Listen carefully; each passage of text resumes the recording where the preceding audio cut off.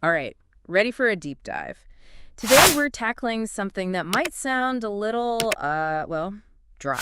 Try. Yeah, Yeah. environmental inspection audits, but trust me, this stuff's way more interesting than it sounds. Oh, absolutely. It's all about making sure companies are actually walking the walk when it comes to protecting the environment. Right, we've got these actual audit formats, the real deal, and they get into all sorts of nitty-gritty details. We're talking about everything from protecting entire ecosystems to making sure factories aren't, like, dumping toxic waste into rivers. Yeah, it's a pretty comprehensive system. A lot of people think these audits are just about catching companies doing something wrong, but it's much more than that. So it's not just about playing gotcha with businesses. No, not at all. It's a systematic way to evaluate their environmental practices, Hmm. see if they're following the rules and meeting standards.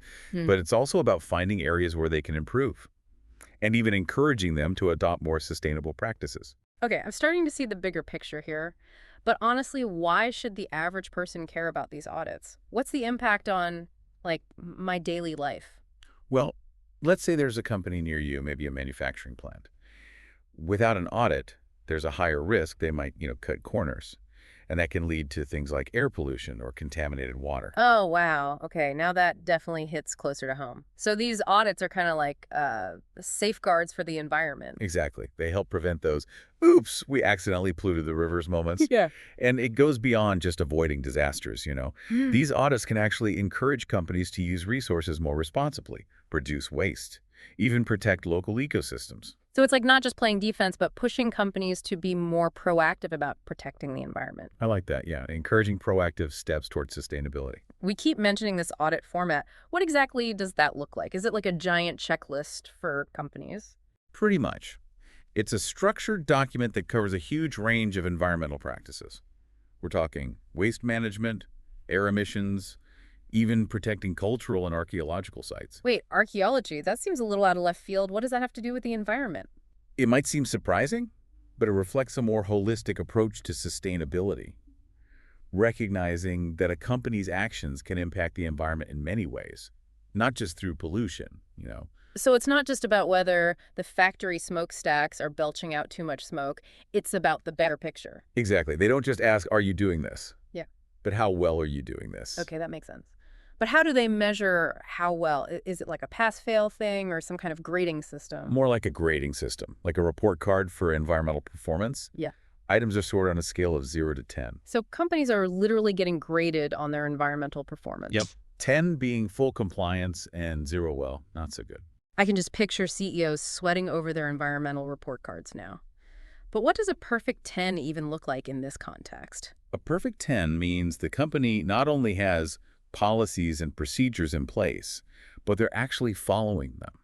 And it's not just taking their word for it. There's a huge emphasis on evidence. They're looking at records, conducting site visits, even taking pictures to document everything. Wow, so there's no more trust me, we're doing the right thing kind of thing. Nope, no more excuses. It's all about accountability and transparency. I'm starting to see why these audits are such a big deal. But what happens if a company doesn't get a perfect score? Do they get, like, sent to environmental detention? Huh, not quite.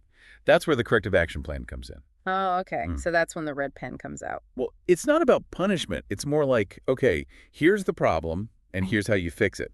The plan outlines the steps the company needs to take to get back on track, including timelines and recommendations for improvement. So it's more like a tutor helping them with their environmental homework. Exactly. Working together towards a common goal, a healthier planet. Okay, I have to admit, this is way more interesting than I thought it would be. Let's ditch the general overview and get into the specifics. What are some of the things these audits actually cover? What are they looking for out in the real world? Okay, let's start with something everyone can relate to, air emissions. This section looks at things like dust control measures, vehicle emissions, and whether they're doing any open burning, like just lighting stuff on fire. Okay, I see where this is going. So if I'm living downwind from a factory and they're not doing a good job with their air pollution, that's going to show up on their environmental report card. You got it. It's about making sure companies aren't releasing harmful pollutants into the air we breathe. What about waste? We all generate so much garbage, I can't even imagine how much waste a big company produces. It's a lot. And this section, waste management, gets into the nitty-gritty of how they're dealing with it. Are there enough bins? Are they separating the recyclables? Are they disposing of hazardous materials properly? So it's not just about having a big dumpster out back. Nope, it's much more detailed than that. Okay, what about those, oops, we spilled a bunch of chemicals situations? Surely there's something in there about preventing those kinds of disasters. Absolutely. There's a whole section on spillage prevention and control, things like spill kits, designated storage areas for hazardous materials, and procedures for cleaning up spills quickly and safely. So it's like they have to have a plan, just in case. Exactly, minimizing the risk and the impact of any spills or leaks. This is pretty intense. What other areas do they cover? Well, remember we talked about that holistic approach. There's a section on terrestrial ecology, which looks at how the company's operations are impacting the surrounding land and wildlife. So, like, if they're building a new facility and bulldoze a bunch of trees or disrupt a sensitive habitat, that's going to be a problem. Yeah, they're looking for things like erosion control, protection of endangered species, making sure they're not harming any animals. I'm starting to see why these audits are so complex. It's about protecting the whole ecosystem, not just one specific thing. Exactly. And get this, there's even a section on social and archaeological impacts. Whoa, hold on. Archaeology again. How does that fit into an environmental audit? It's about recognizing that the environment isn't just about trees and rivers, Yeah. right? It's about the people and history of a place. And a responsible company should consider all of those factors. Okay, my mind is officially blown. I never would have guessed that environmental audits could be so wide-ranging. And we've only just scratched the surface. There's so much more to explore. Well, I think we need a moment to process all of this. This is a lot to take in. Yeah, let's take a breath and then we'll come back and dive even deeper. Okay, I think I've caught my breath. We were just talking about how these audits cover everything from air quality to archaeology. It's kind of overwhelming, actually. It is a lot to take in. But it makes sense when you think about it, you know? It's about seeing the bigger picture of a company's impact. Speaking of impacts, what about noise? Construction sites and factories, they can get pretty loud. Oh yeah, definitely. There's a whole section on noise and vibration. They check to see if noisy activities are restricted to certain times of day, you know? Makes sense. And if they're using things like noise barriers or keeping equipment away from sensitive areas like residential neighborhoods or wildlife habitats. So it's not just about protecting people's hearing, it's about respecting the soundscape of the environment, too. Exactly. And it's not just what we can hear. Believe it or not, they even look at light pollution. Light pollution. I thought pollution was about chemicals and smog, not light bulbs. You'd be surprised. Artificial light can really mess with the environment. Think about nocturnal animals, for example. All that extra light can disrupt their natural behaviors, even throw off their migration patterns. Wow, I never even considered that. So the audit is checking if companies are using lights responsibly, like making sure they're not just lighting up the night sky for no reason. Yep. They're looking for things like motion-activated lights, shielding lights to direct them downward, and even scheduling work during daylight hours when possible. It's pretty amazing how much thought goes into minimizing these impacts. It's all about being mindful, right? And speaking of mindfulness, let's talk about sustainability and resource conservation. Okay, now we're talking my language. This is where the audit really digs into how companies are using resources like fuel, water, electricity. Are they implementing energy-efficient practices? Are they trying to minimize water usage?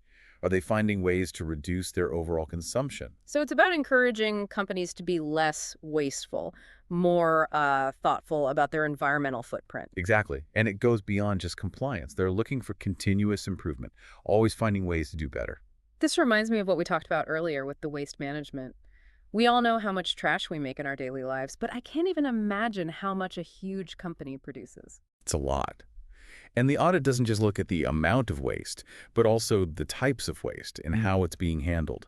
Are they separating their recyclables? Are they composting organic materials? Are they disposing of hazardous waste correctly? So it's really about having systems in place, making sure everything is done properly. Right. No cutting corners. Okay, this is getting pretty in-depth. What other areas do they cover? Well, let's see. There's a section on erosion and sediment control. This is especially important for companies that are, doing any kind of construction or land disturbance. Erosion and sediment control. What does that even mean? So imagine a construction site near a river, right? If they're not careful, all that dirt and sediment can wash into the water. Oh, right. That would pollute the river, harm the fish, all that. Exactly. So the audit checks if they're using things like silt fences, sediment traps, and erosion control blankets to prevent that from happening. basically creating a barrier between the construction site and the environment. Okay, that makes sense. What else? Um, let's see. There's a section on vehicle maintenance, washing, and refueling. Vehicle maintenance. Seriously? Yeah, it might seem a little random, but Yeah. think about all the fluids involved, right? Oil, coolant, cleaning agents, fuel. If they're not handled properly, they can easily pollute the environment. So they're checking to see if companies are being careful, like making sure they're not just dumping used oil down the drain. Exactly. They're looking for designated areas for these activities, spill containment measures, proper disposal procedures for all those hazardous fluids. It's incredible how much detail goes into these audits. It's really about thinking through every aspect of a company's operations and making sure they're minimizing their impact, huh?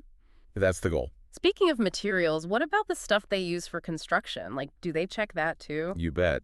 There's a whole section on concrete batching and truck management. Wait, concrete, what's the environmental concern there? Well, making concrete uses a lot of energy, and it can generate a lot of waste. So they look at things like, are they sourcing concrete locally to reduce transportation emissions? Are they using recycled materials? Are they minimizing waste during the mixing and pouring process? Huh, I never really thought about that. So even the materials themselves have to be environmentally friendly. It's all part of the big picture. And speaking of materials, let's talk about something that can be really hazardous if not handled correctly. Fuel and chemical storage and control. Okay, now we're getting into some serious stuff. This is all about preventing leaks and spills. They check if storage tanks and containers are in good condition, if they're properly labeled, and if they have secondary containment measures, like berms or dikes, to prevent spills from spreading. So it's like a safety net for the environment, Yeah. just in case something goes wrong. Exactly. And they check if the company has a plan for responding to spills, emergency contacts, procedures for containment and cleanup, all that stuff. It's good to know someone's paying attention to these things. What about, like, preventing spills in the first place? Right. So there's a separate section on spillage prevention and control. They're looking for things like spill kits, designated cleanup areas, Sure. training for employees on how to respond quickly and effectively. So it's not just about having the equipment, but making sure people know how to use it. Exactly. And they even check if there have been any recent spills and how they were handled. It's about learning from past mistakes and making sure they don't happen again. Wow, that's pretty thorough. What about the impact on, like, the land and wildlife? We talked about terrestrial ecology earlier, but what are some specific things they look for? This section gets really detailed. They check if the company is protecting sensitive habitats, if they're controlling invasive species, if they're minimizing their impact on local wildlife. So it's about being a good neighbor to the natural world. Right. And they even look at things like noise and light pollution, which we talked about earlier, to make sure they're not disrupting the natural rhythms of the ecosystem. Right, right. It's all connected. Even things that seem small can have a big impact. Exactly. And it's not just about the land either. They also look at water quality and marine ecology. Okay, so we're talking rivers, lakes, oceans. Yep.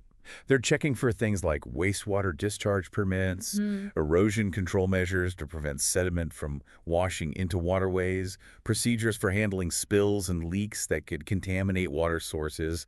It's all about protecting those ecosystems. This is really impressive. It seems like they've thought of every possible way a company could impact the environment. And we're still not done. There's even a section on welfare facilities, offices, and laydown control. Wait, offices. What does that have to do with the environment? You'd be surprised. Even offices can have an impact. They look at things like energy efficiency, waste management, water conservation. Are they recycling? Are they turning off the lights when they leave a room? So it's about making sure that even the day-to-day operations are being run in an environmentally responsible way. Exactly. Every little bit counts. Right. Okay, what about, toilets? Toilets. Yeah, toilets. What's the environmental concern with toilets? Well, they check to see if they're leaking, if they're using too much water, if the wastewater is being treated properly.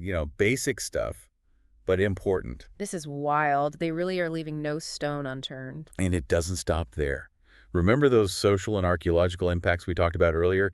They dig into those areas as well. Okay, remind me again how archaeology fits into all of this. They check if the company is protecting any known archaeological sites in their area of operation, if they're consulting with local communities about cultural heritage, if they're taking steps to avoid damaging any historically significant areas. So it's about respecting the history and culture of a place, even while, conducting business. Exactly. And they also look at the company's social responsibility practices.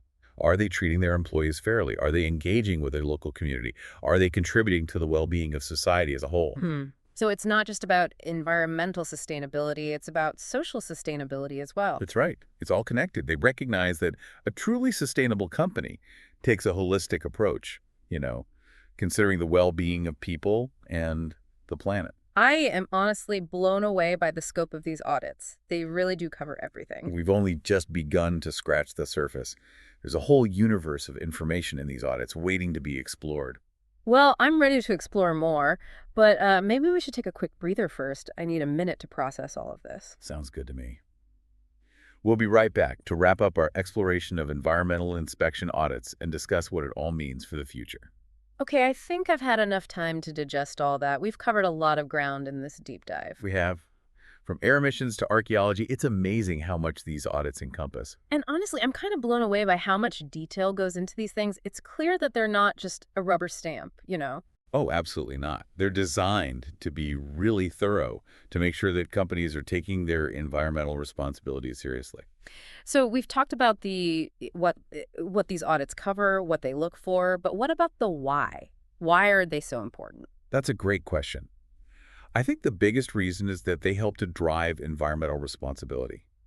They provide a framework for holding companies accountable for their actions, making sure they're operating in a way that minimizes their impact on the planet. So it's not just about following the rules, it's about encouraging a genuine commitment to sustainability. Exactly. It's about going above and beyond the minimum requirements, inspiring innovation and continuous improvement. I can definitely see how these audits can be a catalyst for change. But is it all just about companies? What about the rest of us? Do we have a role to play in all of this? Absolutely.